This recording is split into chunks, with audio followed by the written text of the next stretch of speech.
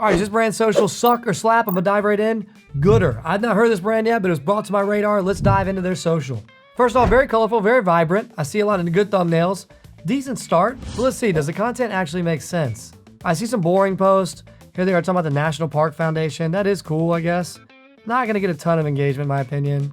Here's a brand collab with a surfer. Content's good. I can rock with this. Looks like they have multiple pages. Goodr and Sports Goodr. That's a good move. Let's see how it works. Engagement's just okay, but I like what they're doing. 20% off all glasses. Let me see if this is funny. There's only one glass of away to celebrate. We're taking $3 chili dogs and we're turning them into $33 chili dogs. Oh my God, what is happening? Wait a minute, $33. If you carry them. All right, this is funny. So they're taking their glasses, they're putting them in the hot dogs. So it shows the price, shows how cheap their glasses are, and putting it in the hot dog. Oh, is he actually eating that? Wow. All right, Goodr, you got pretty unique social so far. I'm rocking with it. Here they do some carousels, so they mix them in. Pretty good quality content. They show the glasses. Good job. Here's some funny videos with the employees. They're doing okay. Their engagement's not insane, but I think they're doing the right things. I think they're doing some boring things in here.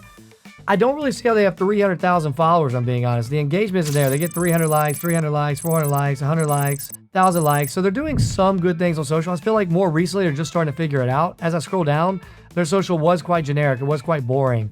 So you scroll down here, you see like the very generic, here's our glasses post, here's a new collections post. Goodr, I think you're starting to get better.